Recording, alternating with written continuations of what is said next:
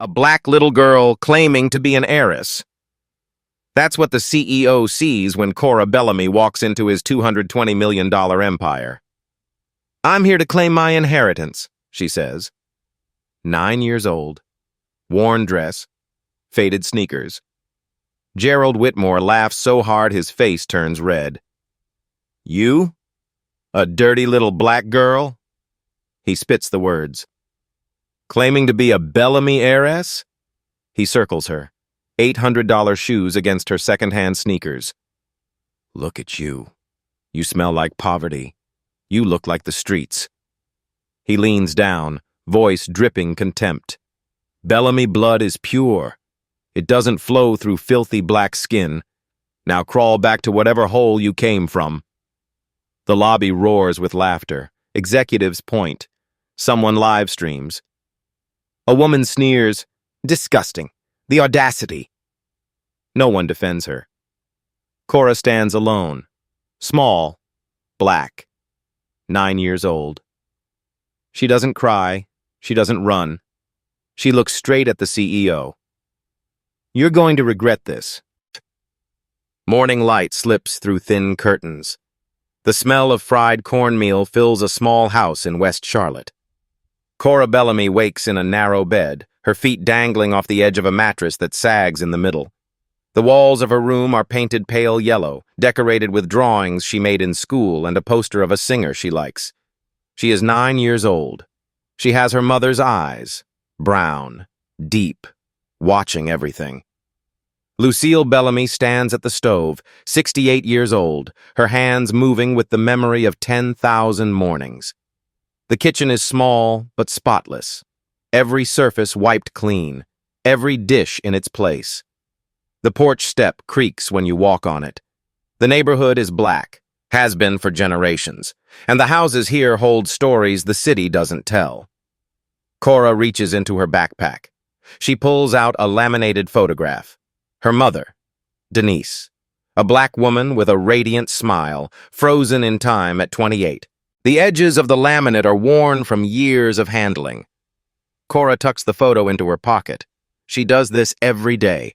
She has done it since she was 5, since the car accident took her mother and left her with only memories and this single image. "Grandma," Cora says, "who was my grandfather?" Lucille's hands stop moving. The spatula hovers over the pan. Steam rises between them. The question hangs in the air like smoke. "Your mama loved a man who couldn't love her publicly," Lucille says. Her voice is quiet, careful, measured by years of practice. "But he loved her. That much I know." William Bellamy. The name hangs in the air between them, unspoken but present. A white man from the richest family in Charlotte. A patriarch whose family tree stretched back 150 years, rooted in land and money, and a legacy that never included people who looked like Denise. But William loved her anyway, in secret, in silence, in stolen moments that the world would never understand. And when Cora was born, he did something his family would never forgive. Lucille walks to a drawer. The drawer sticks, it always has, and she pulls it open with practiced force. She retrieves a document, creased from years of handling. A birth certificate. Father, William Bellamy. His signature, ink on paper, proof that he acknowledged his granddaughter before she could even speak. "He signed this the week you were born," Lucille says.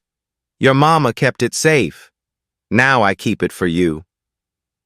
On the kitchen table sits a stack of certified letters. Lucille has been ignoring them for weeks. Estate of William Bellamy, printed on each envelope. Lawyers wanting something.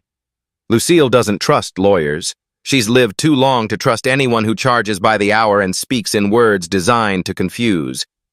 "Your grandfather died 18 months ago," Lucille explains. "Now they finally reach out. Took them long enough." The phone rings.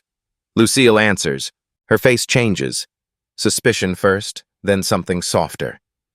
"Raymond," she says. "What do you want?" Raymond Bellamy, Denise's younger brother, Cora's uncle.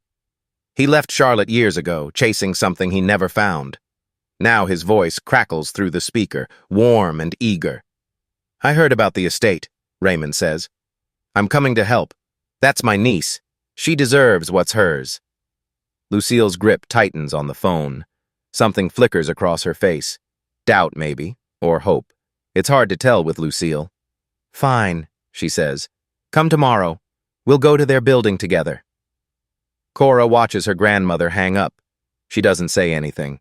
She learned a long time ago that watching tells you more than asking. That night, Lucille sits on the porch. The streetlight flickers. Somewhere down the block, music plays from a car radio. She holds another photograph, one she's never shown Cora. William Bellamy, his arm around Denise, both of them smiling in a garden somewhere. Proof that he loved her. Proof that the world refused to see. Tomorrow, Lucille whispers to no one.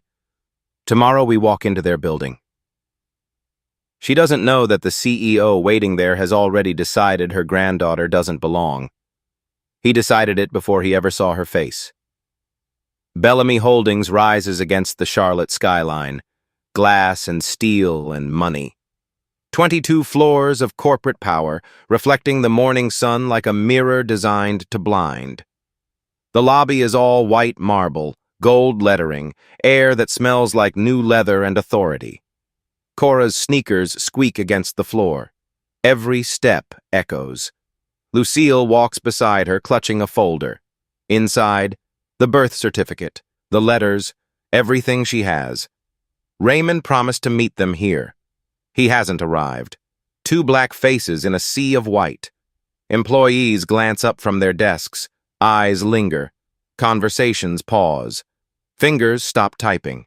No one smiles. The receptionist is blonde, manicured, her smile practiced and precise. She looks at Lucille, looks at Cora. Her eyes travel down, then up, measuring something she doesn't say aloud. Can I help you? We're here about the estate of William Bellamy, Lucille says. Her voice is steady, the voice of a woman who has faced harder moments than this. My granddaughter is his heir. The receptionist's eyebrow lifts. She picks up a phone, whispers something, sets it down. Please wait. They wait. 40 minutes. Cora counts the ceiling tiles. 112. She counts them twice to make sure. Lucille grips her purse so hard her knuckles pale. The air conditioning hums. Phones ring at distant desks. The world moves around them as if they're invisible, as if they don't exist. Then he arrives. Gerald Whitmore, 58 years old. Gray suit, expensive cut, shoes that cost more than Lucille's car.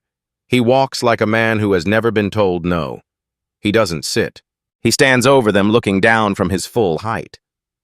Lucille rises. She holds out the folder. My granddaughter is the daughter of Denise Bellamy and William Bellamy, she says. This is her birth certificate. His signature is right there. She has a right to her inheritance. Gerald takes the folder. He opens it, looks at the birth certificate, studies it for a moment, then looks at Cora. His eyes move to her skin, her hair, her small hands folded in her lap. His expression shifts, not anger, not confusion, but something colder. Amusement. He laughs. The sound is loud, genuine. It bounces off the marble and fills the lobby. Employees look up. Someone coughs. No one moves. Mrs. Bellamy, Gerald says, still smiling. The Bellamy family has been in Charlotte for over 150 years. We know everyone who belongs to this family. He pauses. His eyes settle on Cora. And I can tell you, people like her don't belong here. Cora doesn't cry. She looks at Gerald Whitmore, holds his gaze, doesn't blink. You don't know who I am, she says. Gerald laughs again, shorter this time, colder. I know exactly who you are. He nods. 2 security guards approach. Their hands rest on their belts. Their faces are blank, trained to show nothing. Please escort these ladies out. The walk to the door feels like miles. Every eye watches. Someone whispers to a colleague. Cora's sneakers squeak against the marble, the only sound in the silence. Behind them, a man stands near Gerald's shoulder. Harrison Cole, senior lawyer, 52 years old, gray at the temples. He watches Cora leave. His face is uncomfortable. He shifts his weight from one foot to the other. Says nothing. The security log will record the time, 10:52 a.m. The notation reads, escort, trespassing, unauthorized claim. The receptionist will remember this day. Months later, she will tell an investigator, he said people like her don't belong here. I heard it clearly. The whole floor heard it. Outside, the Charlotte sun is bright and indifferent. Lucille's hands shake. She can't speak. Her chest heaves with anger she won't release. Not here, not in front of these glass doors. Cora reaches into her pocket, touches the photograph of her mother. Her voice is quiet, but certain. Grandma, we're coming back. Lucille looks at her granddaughter. 9 years old, small, standing on the sidewalk outside a building that just threw her out like trash. How do you know? Lucille asks. Because he's wrong, Cora says, and I have proof.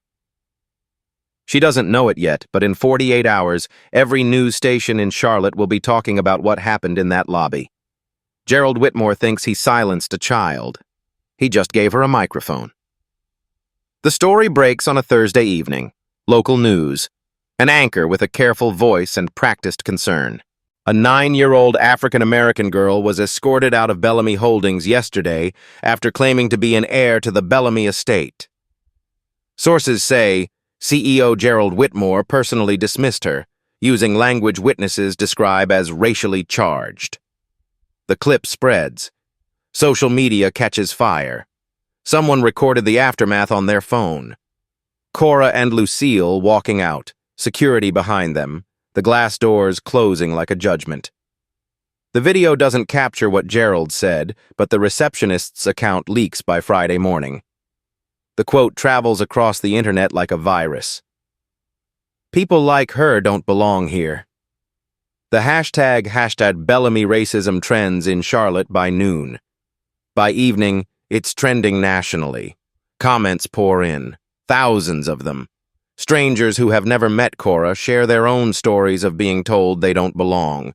Stories from job interviews, stories from schools, stories from stores where security followed them down every aisle. The black churches of Charlotte respond. Pastors mention Cora in Sunday sermons. Prayers are offered. Names are called. A small rally forms outside Bellamy Holdings on Monday. 20 people, then 50. Hand-painted signs, voices chanting. The news cameras return, hungry for conflict, hungry for drama. Gerald Whitmore's PR team releases a statement. Official letterhead. Careful language crafted by people who understand words as weapons. Bellamy Holdings protects the legacy of the Bellamy family. We do not comment on baseless claims from individuals with no connection to the family. The words land like gasoline. Legacy of the Bellamy family. Everyone hears the code. Everyone understands what it means. No black heirs. Not now. Not ever. Not in this family's history. Raymond finally arrives, 3 days late. He shows up at Lucille's door with apologies and a plan and a smile that seems too practiced. I'm sorry I couldn't make it, he says. Traffic, work, you know how it is. He sits at the kitchen table, leaning forward, eager, too eager. But I'm here now, and I know a lawyer. Good one. He'll work for free until we win. Lucille watches her brother. Something about his smile feels wrong. Too bright. Too fast. Like a salesman closing a deal. But she pushes the doubt aside. She's tired. And alone. And her granddaughter just got thrown out of a building by a man who laughed at her skin color. Fine, Lucille says. Make the call. Meanwhile, a woman in a small office across town reads the news coverage. Nadine Lawson. 45 years old. Forensic accountant turned investigator. Black woman who grew up 3 blocks from Lucille's house, went to college on scholarships and spent 20 years learning how rich people hide their money. Her office walls are lined with certificates and commendations. Her desk is stacked with files of cases she's won. She picks up the phone, calls Lucille directly. "Mrs. Bellamy, my name is Nadine Lawson. I saw what happened to your granddaughter on the news. I think I can help." Lucille is skeptical. She's been burned before. Too many people have offered help that came with strings attached. But something in Nadine's voice sounds different. Patient. Certain. Like a woman who has seen this story play out and knows how to change the ending. "If Gerald Whitmore is reacting this strongly," Nadine says, "he's hiding something. People don't laugh at children in lobbies unless they're scared of what those children might find." They meet the next day. Nadine reviews the birth certificate, studies the letters, asks questions no one else thought to ask. "Your daughter Denise, she kept records?" Lucille nods. "Everything. She was careful like that. Receipts, letters, photographs. She saved it all. And William Bellamy signed this birth certificate himself. That's acknowledgement. That's legal standing." Nadine leans back, her eyes narrow as she thinks. "But acknowledgement isn't enough for inheritance in North Carolina. We need proof he intended to include Cora in his estate. A will. A trust document. Something written that shows his wishes." "I don't have a will," Lucille admits. "I never saw one. Denise never mentioned one." "Then we start with what we can prove." Nadine pulls out a legal pad. DNA. They can argue about documents. They can forge signatures. They can claim misunderstanding. But they can't argue about blood. Raymond shifts in his chair. His phone buzzes. He glances at it, then puts it away. Is DNA really necessary? Maybe they'll just settle. Avoid the bad press. Nadine looks at him. Her gaze is steady, measuring. She files the look away for later. "Settlements are for people who want quiet. Your niece deserves recognition, and I don't do quiet." She files the motion that afternoon. Request for court-ordered DNA testing to establish biological relationship to William Bellamy. Gerald's lawyers object immediately. They cite privacy concerns. They argue the claim is baseless. They throw every procedural obstacle they can find. But Judge Evelyn Crawford reviews the filing. She is 61 years old. Black woman, 30 years on the bench. She's seen men like Gerald Whitmore before. She knows how they operate, how they use the system to crush people without resources. "The child has a right to know who she is," Judge Crawford says. Her voice fills the courtroom. "Motion granted. DNA test will proceed." Gerald Whitmore sits in the back of the courtroom. His face reveals nothing. He doesn't react when the judge rules. He simply stands, buttons his jacket, and walks out. Harrison Cole follows him. The senior lawyer leans close. "Sir, if the DNA matches—" "It won't matter," Gerald says. "DNA doesn't prove anything about inheritance. We have other tools." His voice is calm. Too calm. The voice of a man with a backup plan. That night, somewhere in Charlotte, a phone buzzes. Raymond Bellamy looks at the caller ID. His jaw tightens. He steps outside, away from Lucille's house, away from his niece sleeping inside. "Yeah," he says quietly. "I understand. I'll make sure they don't find it." He hangs up, walks back inside, smiles at his sister like nothing happened. The envelope arrives on a Tuesday. Return address, Southeast Forensic Genomics. Nadine holds it like it might explode. Lucille sits at the kitchen table. Cora is at school. Raymond paces by the window, too eager, checking his phone every few minutes. The morning light makes everything look golden, almost hopeful. Nadine opens the envelope, reads the report, reads it again, Her face doesn't change, but her hands tighten on the paper. "Probability of paternity," she says slowly. 99.98%. Lucille's hand covers her mouth. Tears spill down her cheeks. Years of doubt, years of whispered accusations, years of being told her daughter was foolish for loving a white man, all of it dissolves in 5 words on a piece of paper. "She's his granddaughter," Nadine continues. "Cora Bellamy is biologically related to William Bellamy. The science is irrefutable. No court in America can argue with these numbers." Raymond whoops, hugs Lucille. "We won! I told you, we won!" The news spreads fast. The anchor who covered the lobby incident now reports a different story. DNA confirms 9-year-old is Bellamy heir. Neighbors bring food, casseroles, fried chicken, cakes. The church sends flowers. For one bright afternoon, Lucille's small house fills with laughter and congratulations. Children from down the street come to see Cora, suddenly fascinated by the girl who might be a millionaire. Cora comes home from school to find a celebration waiting. She stands in the doorway, confused by the noise and the people. "What happened?" Lucille kneels in front of her, takes her hands in both of hers. "Science proved what we already knew, baby. You're William Bellamy's granddaughter. You belong to that family, whether they like it or not." Cora doesn't smile. Her eyes move to the window toward downtown, toward the glass building where a man laughed at her. "What did he say?" she asks. "The CEO, when he found out." Nadine checks her phone, scrolls through news alerts. Her brow furrows. "Nothing," she says. Her voice is careful, cautious. "He hasn't made a statement. His lawyers didn't file an objection. He just left the courtroom without a word." Silence falls over the celebration. The laughter fades. Someone sets down a plate. Raymond claps his hands, breaking the tension. Maybe he knows he lost. Maybe he's just accepting it. But Nadine doesn't answer. She's watching Gerald Whitmore's photo on her screen. A man worth $220 million doesn't go silent when he loses.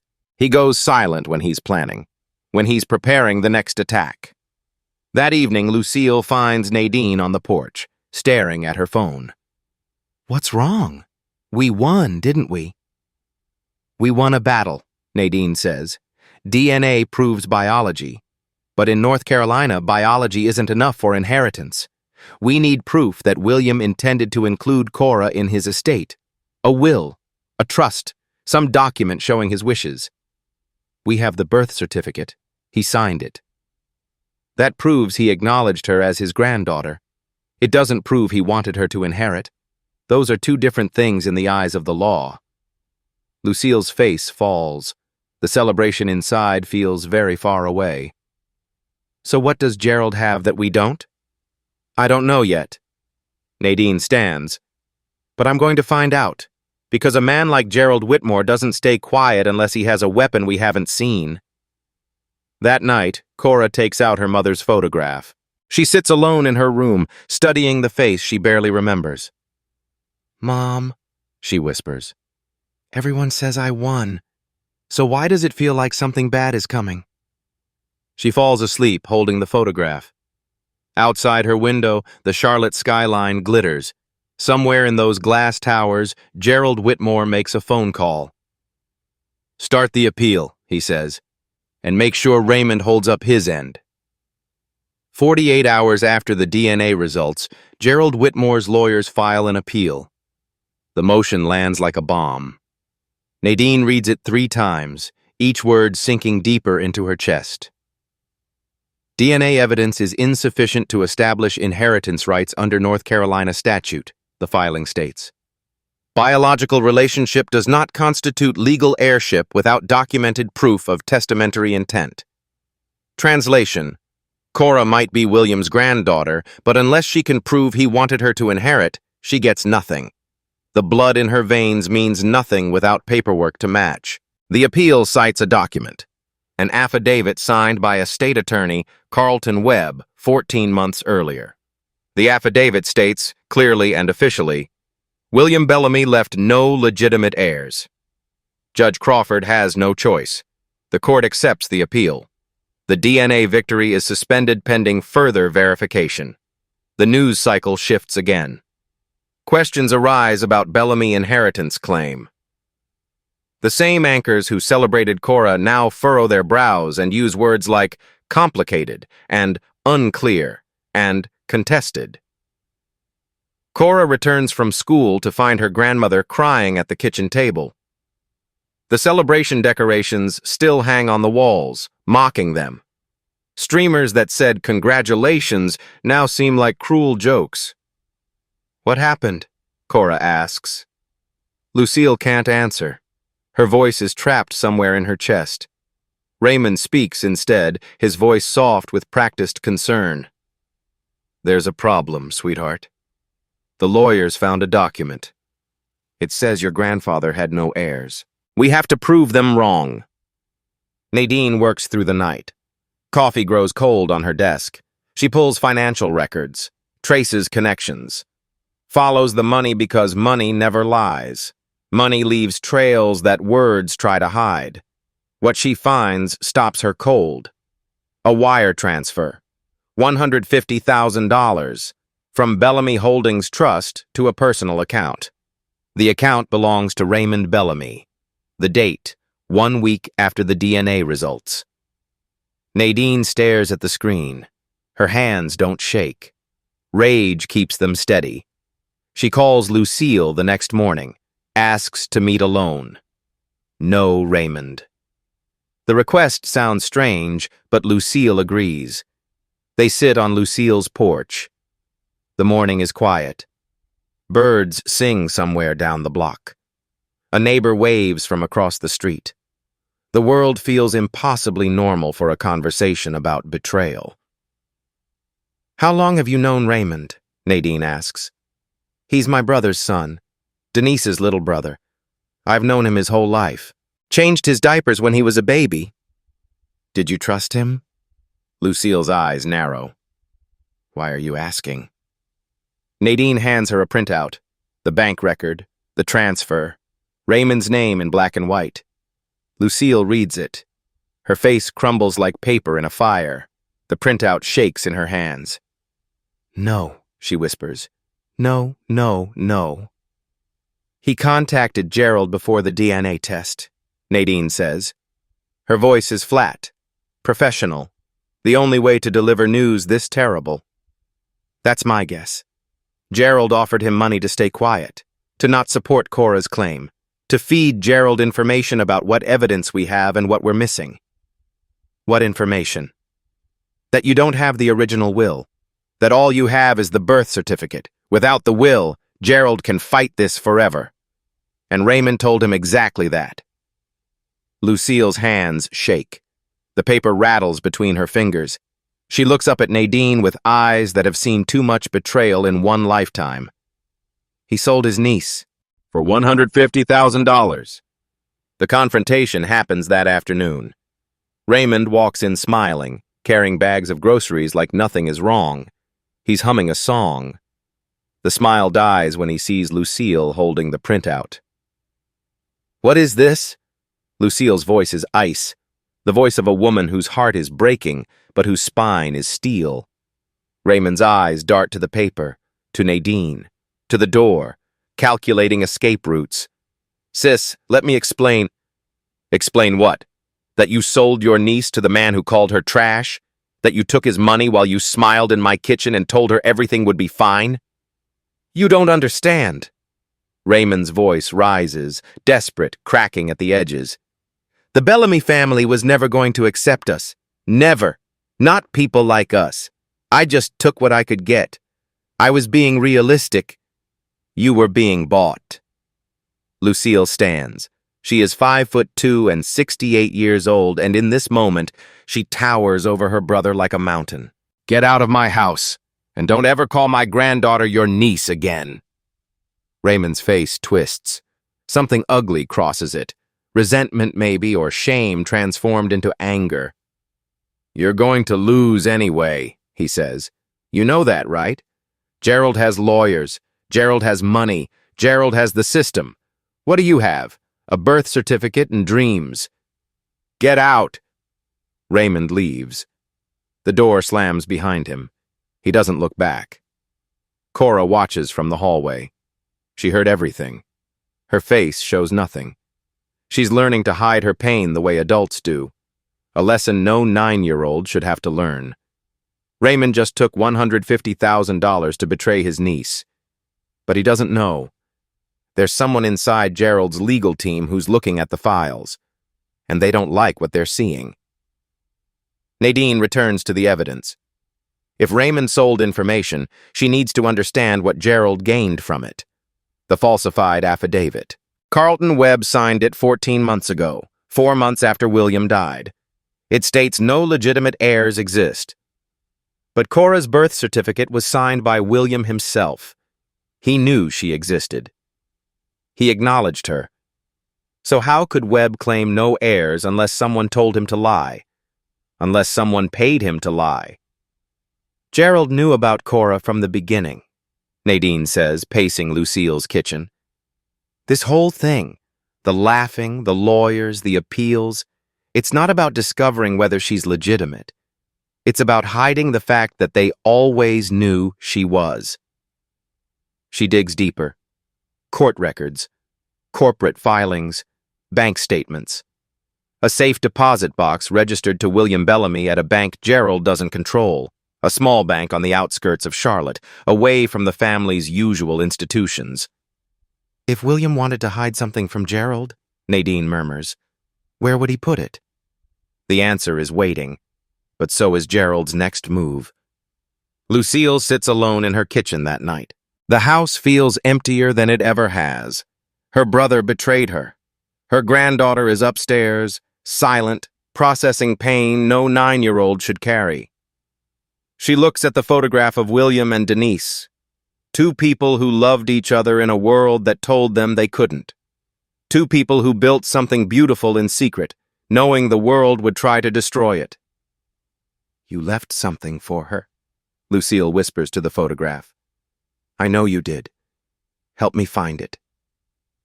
Outside, the streetlight flickers. The city sleeps. And somewhere in a glass tower, Gerald Whitmore pours himself a drink, confident that his victory is secure. He doesn't know that his own senior lawyer is reviewing files tonight. Harrison Cole stares at documents that don't add up. He reads Webb's affidavit, reads the date William signed Cora's birth certificate, reads the timeline and sees the gaps. Something is wrong. Harrison Cole has spent 30 years protecting wealthy clients from the consequences of their choices. It's made him rich. It's made him respected. But there's a line, and he's starting to wonder if Gerald Whitmore crossed it a long time ago. The delays begin immediately. Gerald's legal team files motion after motion, requests for additional discovery, objections to evidence procedures, demands for extended timelines, challenges to jurisdiction, complaints about documentation formats, requests for expert witnesses who need months to prepare. Each filing costs money. Each delay drains hope. Nadine works pro bono, refusing payment from a family that has none to give. But court fees add up. Filing costs, document requests, certified copies, notarization fees. The system isn't designed for people without resources.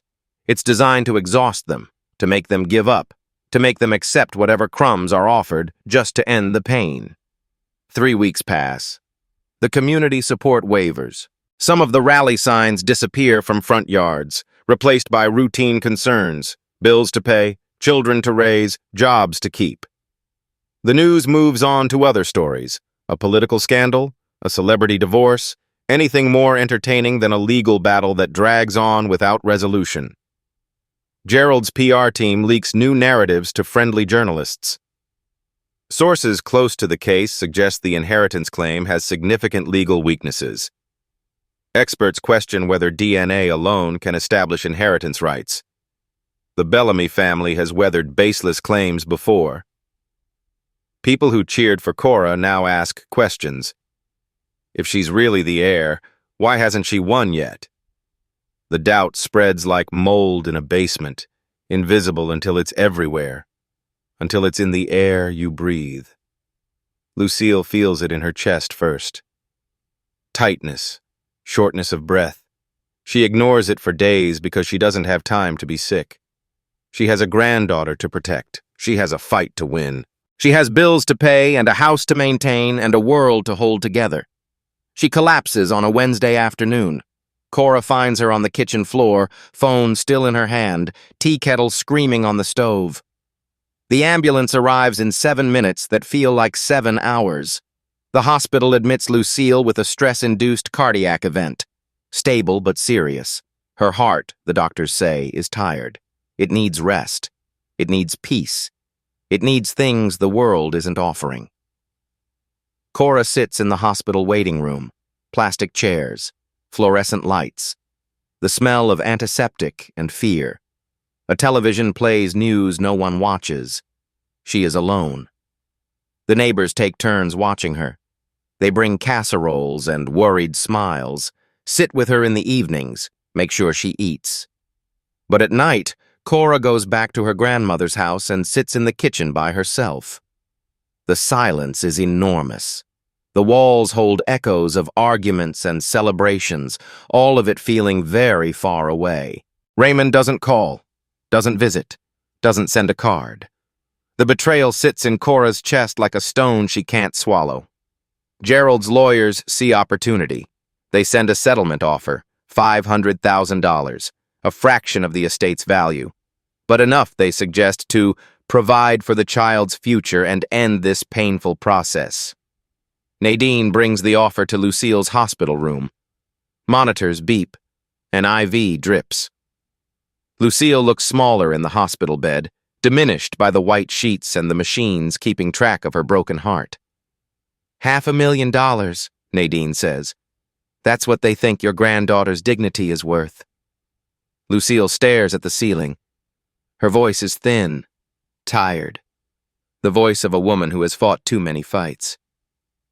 Maybe we should take it. I'm tired, Nadine.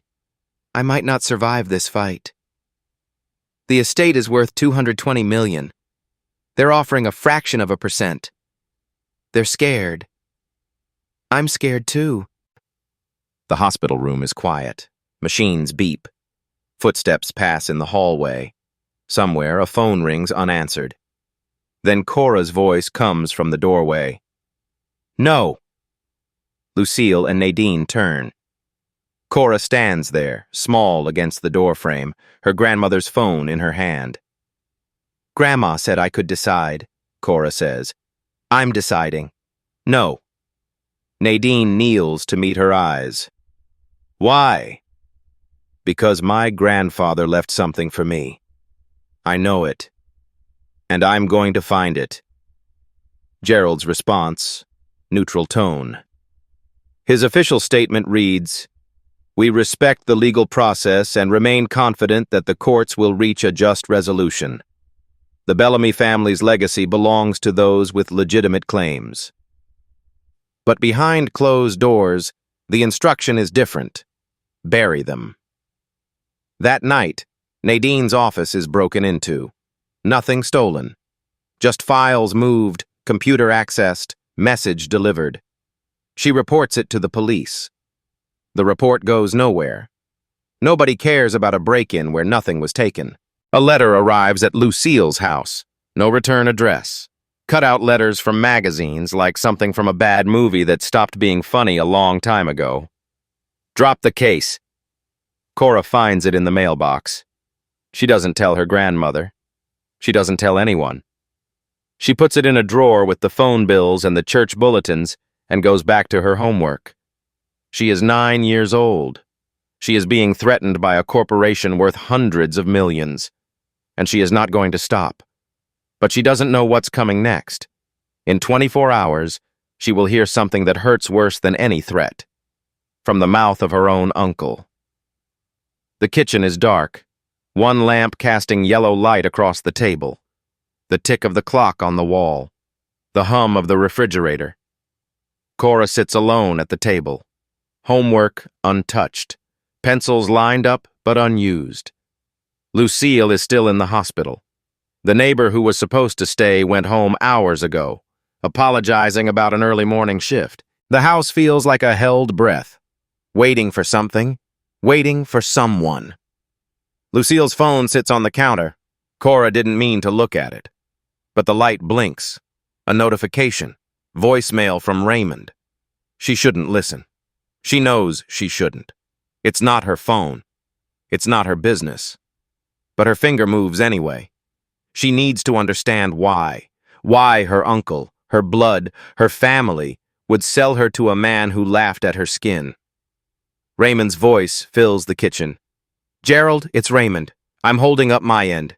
Everything we agreed, but I want you to understand something. I didn't do this just for the money. I did it because that girl doesn't belong in the Bellamy family. My sister was wrong to think William would ever really accept them. She was dreaming. She was foolish. Bellamy blood is Bellamy blood. Cora isn't a real Bellamy. She never will be. She should just accept that and move on with her life. The phone slips from Cora's hand, clatters against the table. The voicemail ends. Silence rushes back in. Uncle Raymond, her mother's brother, the man who held her at Denise's funeral, who promised to protect her, who looked her in the eyes and said family matters more than anything. She doesn't belong. The words echo in the empty kitchen. Bellamy blood is Bellamy blood. The same logic Gerald used, the same poison. But this time it comes from someone with her same skin, her same family, her same blood. Someone who should have protected her. Someone who should have understood. Cora reaches into her pocket, pulls out the photograph of her mother, stares at it for a long time, studies the smile, the eyes, the face she's slowly forgetting no matter how hard she tries to remember. The clock ticks, the refrigerator hums, outside a streetlight flickers and steadies. Mom, she whispers, Uncle Raymond says I don't belong. He says I'm not a real Bellamy. She waits, as if the photograph might answer, as if her mother's voice might somehow reach across death to comfort her. But you're my family. Grandma is my family. Her voice cracks like thin ice. They're wrong, aren't they? The tears come then, silent, hot. She cries the way children cry when no one is watching, without performance, without restraint. Just grief, pouring out like water from a broken vessel. She cries for her mother, for her grandmother in the hospital, for the uncle who sold her, for the grandfather she never met who loved her mother in secret and died before she could know him. The phone rings. Cora flinches, wipes her face with her sleeve, takes a breath, answers with a voice she forces to be steady. Hello? Cora? It's Nadine. Hi. I found something. Nadine pauses. Her voice is different, excited but careful. Your grandfather left something behind, something Gerald doesn't know about. Cora holds the phone tighter. But I need you to hear me, Cora. Whatever else happened, your grandfather loved your mother, and he loved you. I have proof. Cora closes her eyes. The tears aren't finished, but they slow. What did you find? A will, handwritten, signed by William Bellamy himself, and your name is on it. Silence. Then, softly, I knew it. You knew what? That he left something for me. I always knew. Cora is 9 years old. Her grandmother is in the hospital. Her uncle just said she doesn't belong. But somewhere in Charlotte, a lawyer is reading William Bellamy's original will, and he knows. Gerald has been lying all along. The safe deposit box sat in a small bank on the outskirts of Charlotte. Not the Bellamy family bank. Not anywhere Gerald's team would think to look. A brick building with faded signage, a parking lot that needed repaving, and tellers who remembered their customers' names. Nadine found it by tracing William Bellamy's personal accounts. A monthly fee, automatically deducted for decades, so small it disappeared in the noise of larger transactions. Nobody noticed. Nobody cared. Until now. Inside the box, a single envelope. Yellow with age. William Bellamy's handwriting on the front, the letters careful and deliberate. For Denise and her children. The will is handwritten. 2 pages. Dated 3 years before William's death. Every word deliberate, every letter careful. The handwriting of a man who knew what he was doing and wanted no misunderstanding. I leave my entire estate to my daughter Denise Bellamy and her descendants. If Denise precedes me in death, her share belongs to her children. His signature at the bottom. Witnessed by 2 people. Notarized with an official seal. Legal. Binding. Real. William Bellamy didn't just acknowledge Cora. He named her in his will. Nadine makes copies. Secures the original in a safe only she can access. Drives to Lucille's hospital room, breaking the speed limit twice. He wrote it down, Nadine says, holding the document like a treasure. He put it in writing. Everything Gerald claimed, that there were no heirs, that William never intended to include Cora. It's all lies. It was always lies. Lucille holds the document. Her hands tremble. Tears streak down her weathered cheeks.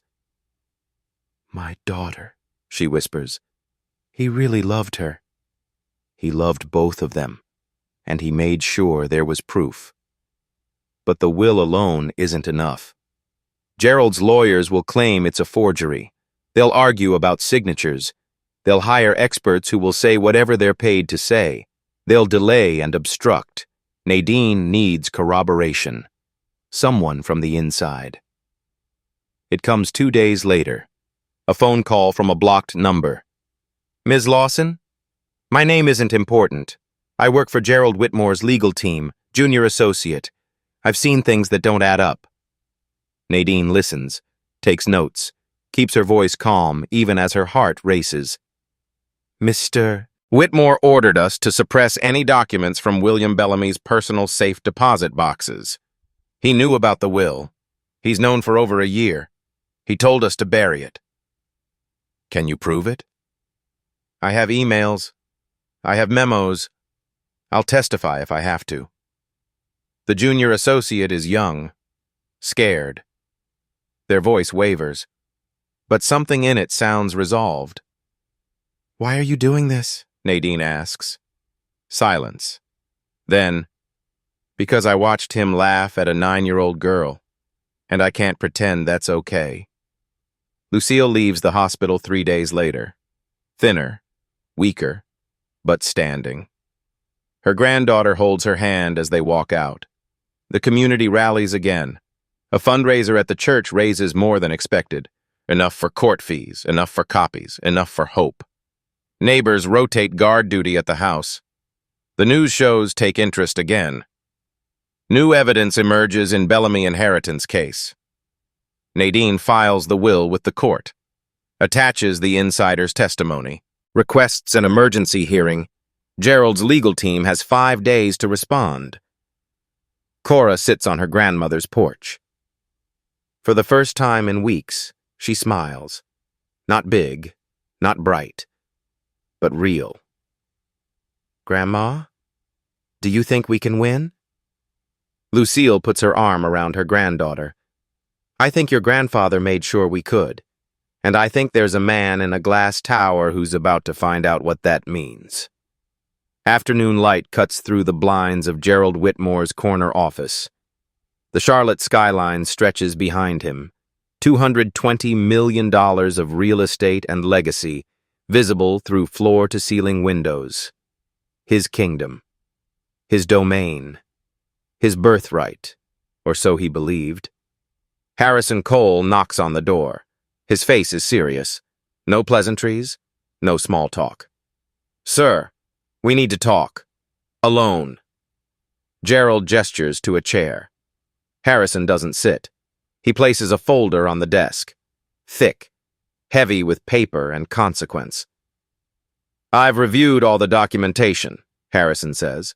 The DNA report, the birth certificate, the original will from the safe deposit box, and the insider testimony. Gerald's expression doesn't change. And? The DNA is irrefutable. William Bellamy is her biological grandfather. 99.98% certainty. We knew that. That's not new. The birth certificate carries his signature. He acknowledged her at birth. His own hand. Signatures can be questioned. Experts can be hired. The will is handwritten, dated, witnessed, notarized. It explicitly names Denise Bellamy and her descendants as heirs. Gerald's fingers tap the desk. Once, twice. The only sign of tension beneath the mask. What else? Harrison's voice drops. Carlton Webb's affidavit, the one claiming no legitimate heirs exist. He pauses, lets the silence build. Webb signed that affidavit 4 months after William died, but the will in that safe deposit box was written 3 years before William's death. Webb knew about Cora. You knew about Cora. That affidavit isn't a mistake. It's fraud. And we're all exposed. Silence. The room feels smaller. The skyline outside seems very far away. Harrison places a memo on the desk. Official letterhead, his own signature at the bottom. Internal legal memo, my assessment of the case. Harrison's voice is steady, professional, final. Conclusion. The evidence is irrefutable. Cora Bellamy is the sole legitimate heir to the Bellamy estate. Gerald picks up the memo, reads it slowly. His eyes move across each word. Sir. Harrison's voice carries no pleasure, no anger, just fact. She is the legitimate heir. We cannot win this case. We can only delay it, and every delay increases your exposure to criminal charges. Gerald's hands stop moving. The color drains from his face, from flushed to pale in seconds, like watching a tide retreat from a shore, like watching blood leave a wound. His jaw works. No sound comes out. She. His voice is hoarse, small, the voice of a man whose certainties have crumbled. She's the heir? Yes, sir. DNA, birth certificate, will. Everything matches. Everything we tried to suppress is now in the court record. And there's a witness who will testify that you ordered the suppression. Gerald stares at the memo, at the name printed on it. Cora Bellamy, the girl he laughed at in the lobby, the child he called people like her, the 9-year-old he dismissed as someone who didn't belong. His lawyer, the man he pays $800 an hour, just confirmed she owns everything. What are our options? Gerald asks. Settle immediately, or face fraud charges for the false affidavit. The court will refer Carlton Webb to the prosecutor, and they'll investigate everyone who knew about that will and chose to hide it. That includes you. Gerald says nothing. His face is white. His hands shake slightly against the mahogany desk. Harrison turns to leave, stops at the door. Sir, one more thing. The hearing is in 24 hours. Whatever you decide, all of Charlotte will be watching. He leaves. The door clicks shut. Gerald sits alone in his office. The skyline glitters outside his window. $220 million, 150 years of family legacy, and a 9-year-old girl he couldn't stop. He reaches for the phone. His fingers don't cooperate. He sets it down. For the first time in his life, Gerald Whitmore has nothing to say. Mecklenburg County Probate Court. Thursday morning, 9:15. Cora wears her best dress. Blue, with white buttons. Lucille pressed it twice, once for wrinkles and once for luck. They walk into the courtroom holding hands. The gallery is packed. Reporters in the back, notebooks ready, cameras waiting outside. Community members from West Charlotte filling the benches, faces Cora recognizes from church and the neighborhood. The black churches of the city represented. People who prayed for this moment. Gerald Whitmore sits at the defendant's table. Gray suit, gray face. No smile. He doesn't look at Cora. He doesn't look at anyone. His lawyers flank him like pallbearers at a funeral. Judge Evelyn Crawford enters. The bailiff calls the court to order. Everyone rises. Everyone sits. The room holds its breath. Nadine presents the evidence. The DNA report. The birth certificate with William's signature. The original will. Handwritten. Witnessed. Notarized. The insider testimony. Harrison Cole's memo. Gerald's lawyers raise minimal objections. Their hearts aren't in it. Their voices lack conviction. They know how this ends. Neutral response from opposition. Gerald's lead attorney speaks briefly. The defense acknowledges the documentation and defers to the court's judgment regarding the interpretation of the evidence presented. Judge Crawford reads the documents carefully. The courtroom is silent. Even the reporters stop typing. Minutes pass like hours. Pages turn. The judge's face reveals nothing. Then she speaks. The court finds the following. DNA evidence conclusively establishes Cora Bellamy as the biological granddaughter of William Bellamy. The birth certificate, signed by William Bellamy himself, demonstrates his acknowledgement of this relationship. The handwritten will, dated 3 years before his death, explicitly names Denise Bellamy and her descendants as his heirs. She pauses, looks at Gerald. Her eyes hold no sympathy. The court also notes the testimony regarding an affidavit filed by Carlton Webb, claiming no legitimate heirs existed. This affidavit was signed 4 months after William Bellamy's death, despite the existence of the will naming his daughter. The court refers this matter to the district attorney for investigation of possible fraud. She turns to Cora. The court rules that Cora Bellamy is the sole legitimate heir to the estate of William Bellamy. The gallery erupts. Applause. Tears. Shouts of joy. Lucille grabs Cora and holds her tight, sobbing into her granddaughter's hair. Neighbors embrace. Strangers shake hands. Gerald Whitmore doesn't move. His face is white marble. His lawyers whisper urgently, but he doesn't respond. He stares at the table in front of him. Judge Crawford continues, her voice cutting through the noise. Furthermore, the court enters into the record the documented statements made by Mr. Gerald Whitmore regarding people like her not belonging to the Bellamy family. These statements demonstrate bias in the handling of this estate matter and will be considered in any subsequent proceedings. Gerald's racism. On the record. Forever. The judge looks at Cora one final time. Ms. Bellamy, your grandfather's estate belongs to you. Cora stands. Her voice is clear, steady. The voice of someone who always knew she belonged. Thank you, Your Honor. She doesn't look at Gerald. She doesn't need to. Outside the courtroom, cameras flash. Reporters shout questions. The crowd chants her name. Cora holds her grandmother's hand. In her pocket, the photograph of her mother presses against her leg. Mom, she whispers, too quiet for anyone to hear. We did it.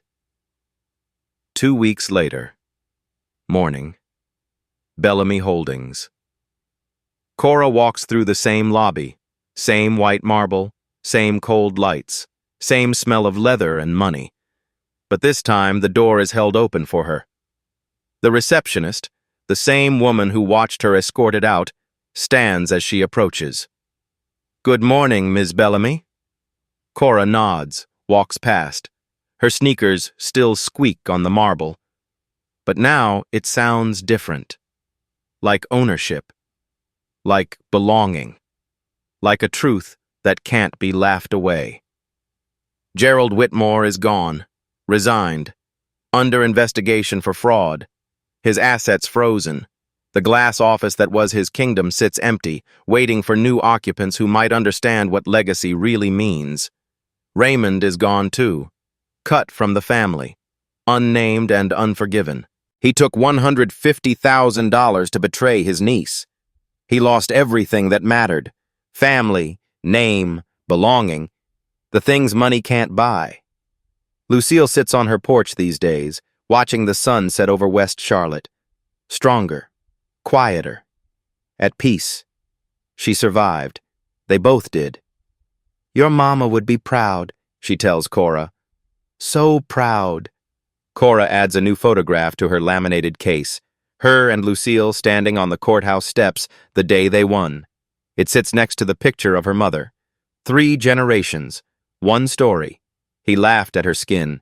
He told her she didn't belong. His own lawyer had to tell him she's the legitimate heir. And he turned white.